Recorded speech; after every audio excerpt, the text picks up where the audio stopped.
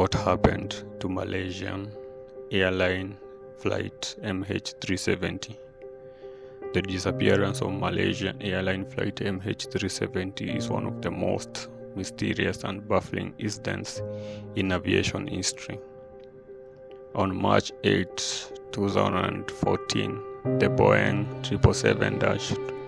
777-200ER carrying 239 passengers and the crew members vanished without a trace when en route from Kuala Lumpur to Beijing.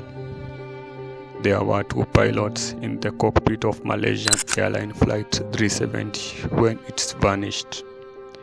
The pilot in command was Captain Zahari Ahmed Saha from Penang, a veteran pilot with more than 18,000 hours of flying experience. The 53 years old joined the Malaysia Airlines as a cadet pilot in 1981 and was sent to the Philippines for training. He then graduated and received his commercial pilot license 2 years later and joined Malaysia Airlines as a second officer. He was promoted to captain of Boeing 737-400 Airlines in 1991 and captain of Airbus A330-300 in 1996 and captain of Boeing 777-200 in 1998 until MH370 disappearance. Zahari was having a good track record and seniority, so he made an instructor and examiner of the 77 fleet in November 2007. His flying record for the 72 hours before the flight and preceding 28 days cycle were well within its airline specified limit. His last flight as an operating captain was Denpasar Bari on March 3, 2014, 5 days before the tragic event. Zahari co-pilot during the flight was 27 years old First Officer Farik Abdul Hamid. He joined the airline as a cadet pilot in 2007 and completed his training at a flight school on Malaysian island of Langkawi the following year. He became the second officer of Boeing 737-400 airliners before being promoted to first officer in 2010. He was later promoted to first officer of the Airbus A330-300 in the year 2012 before further promotion to the Boeing 77-200 the next year. Flight MH370 was Farik's final training flight and he was scheduled to be examined on his next flight. He had more than 2,800 hours of flying experience.